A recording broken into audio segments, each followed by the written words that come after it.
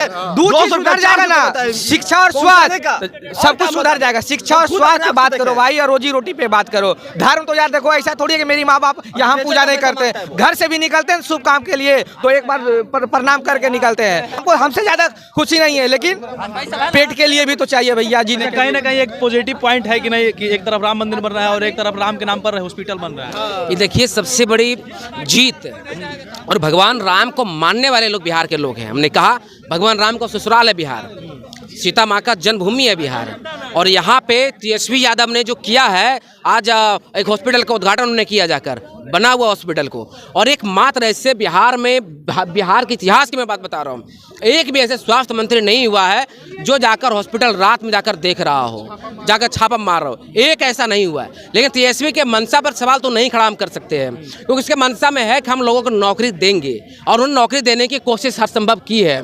5 लाख नौकरी दे दिया है, 4 लाख नियोजित शिक्षकों को राज्यकर्मी का दर्जा दिया है, 9 लाख लोग को नौकरी देना, ये बिहार के लिए, भारतीय इतिहास के लिए सबसे बड़ा समय हो सकता है। बिहार में ये एक एग्जाम्पल सेट किया है।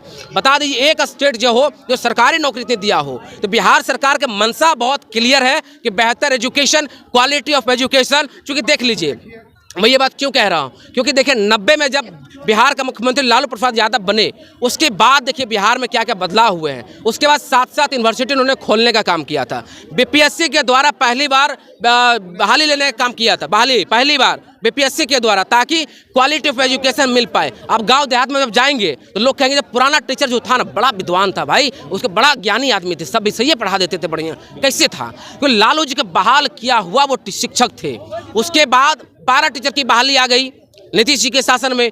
पारा टीचर की बहाली आने के बाद फिर देखिए जाकर स्थिति कितनी गड़बड़ हो गई एजुकेशन का। सबसे बदहाल स्थिति अगर शिक्षा का था कहीं पे पूरे देश में, तो बिहार की सबसे बदहाल था।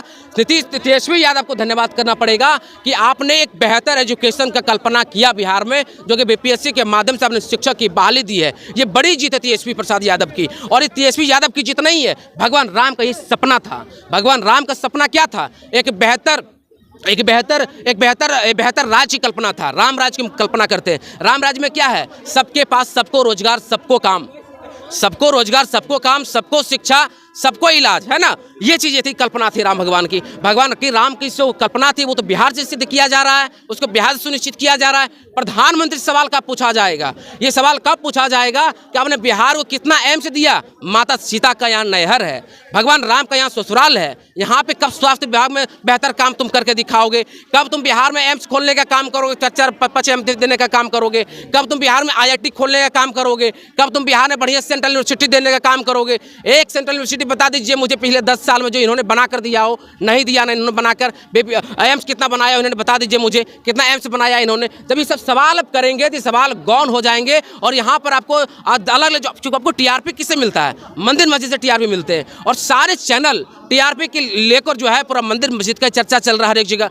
भैया इस देश का जो बेसिक सवाल, उस पर सवाल कब किया जाएगा? कि प्रधानमंत्री हमेशा फोटो खिंचवाने में व्यस्त है, नौकरी देने में उनको कोई मतलब नहीं। 8000 करोड़ का जहाज पर वो चलते हैं। भाई आपको 8000 करोड़ का जहाज का जरूरत क्यों पड़ गया? ये देश में 155 करोड़ से ज्यादा आपने कर्ज ले लिए, क्या जरूरत पड़ गई आपको कर्ज लेने की? आप यूरिया दूसरे देश से मंगाते हो, क्या मतलब यूरिया मंगाने दूसरे से? आप अपने देश में क्यों नहीं बना सकते? इसके लिए कौन सा काम आप कर रहे हो? जो देश के अंदर जो IIT जो पहली बार जब देश हमारा आजाद हुआ, अकाल में पूरा चला गया था हमारा देश, इसके बावजूद भारत का पहले प्रधानमंत्री ने पहली पंचवर्षीय योजना में 5 IIT देने का काम किया। इसरो जैसे संस्थान को खड़ा करने का काम किया। इस देश के अंदर भाभा एटॉमिक रिसर्च सेंटर से संस्थान खड़ा करने का काम किया।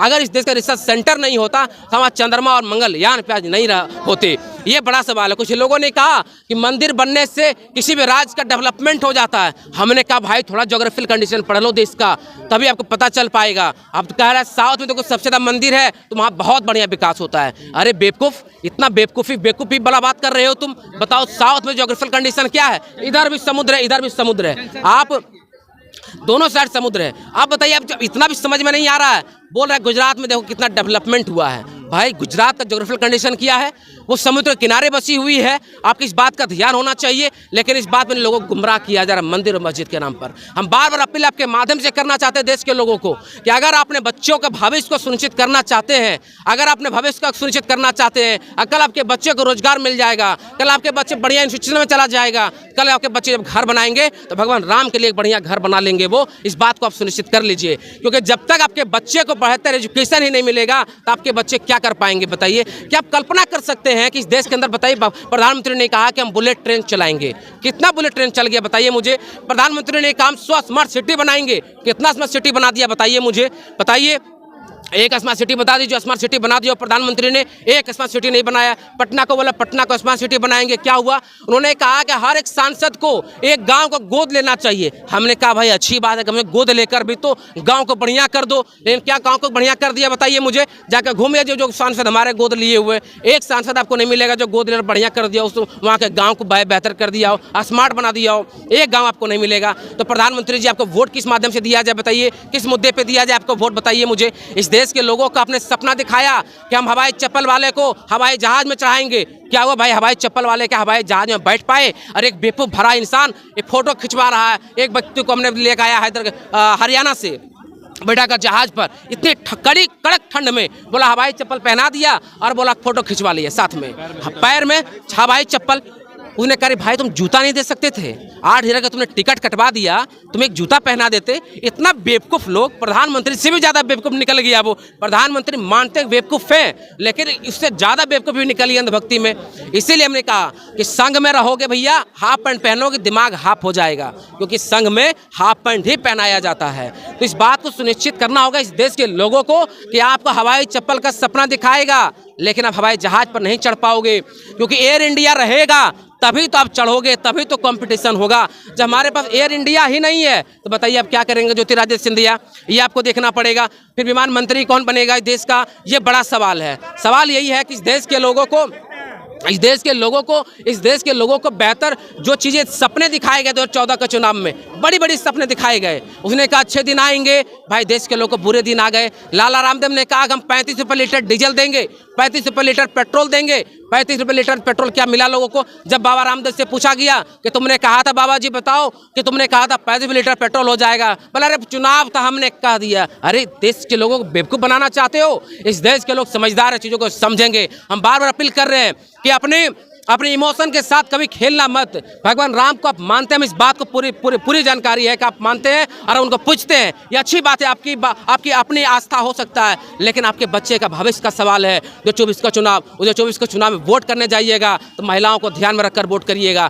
BHU में एक लड़की के साथ 4 नौजवान मिलकर बलात्कार करता है, ये बड़ी घटना घटी है, इस पर आपको बात करना पड़ेगा। भगवान राम क्या पूछेंगे प्रधानमंत्री से कि बताओ तुम कैसा रामराज की स्थापना की हो, बताओ मुझे। जो BHU में जो बलात्कार हुआ है उसका तुम क्या कर रहे थे? मध्य प्रदेश से प्रचार करवा रहे थे, वो तुम्हारे IT सेल का वो सदस्य था, उसका क्या हुआ? ये सवाल जरूर पूछा जाएगा। ये सवाल उनसे पूछा जाएगा कि चिन्मयानंद, उत्तर प्रदेश के अंदर चिन्मयानंद ने क्या किया? एक लड़की का पूरी परिवार को उजाड़ दिया, उसके पिताजी को ट्रक से रौंद कर मार दिया। क्या बात है भाई? ये बड़ा सवाल है, रौंद कर मारा गया, ये बहुत बड़ा सवाल है। ये सवाल उनसे पूछेगा भगवान राम, पूछेंगे ये महिलाओं का तुम अपमान इतना क्यों करते हो?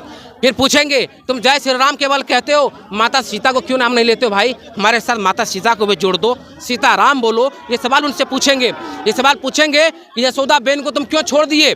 यशोदा बेन को क्यों छोड़ दिए तुमने? तो तलाक तो दिए नहीं, बेचारी जाएगी कहाँ बताओ मुझे? तलाक तो दिए नहीं उन्होंने। ये सवाल भी भगवान राम उनसे पूछेंगे कि बताओ प्रताप मोदी जी तुमने तो माता यशोदा बेन को तुम छोड़ दिए। ये सवाल उनसे नहीं पूछा जाएगा। ये सवाल पूछेंगे कि मणिपुर में जिस तरह से घटना घटी, एक महिला को नग्न करके घुमाया गया और वहाँ के मुख्यमंत्री कहते हैं ऐसे वीडियो तो हजारों वीडियो हमारे पास है। अरे मुख्यमंत्री तुम्हें शर्म नहीं आया इस तरह की भाषा की इस्तेमाल करते हुए? इस देश के प्रधानमंत्री क्या कह रहे होते हैं?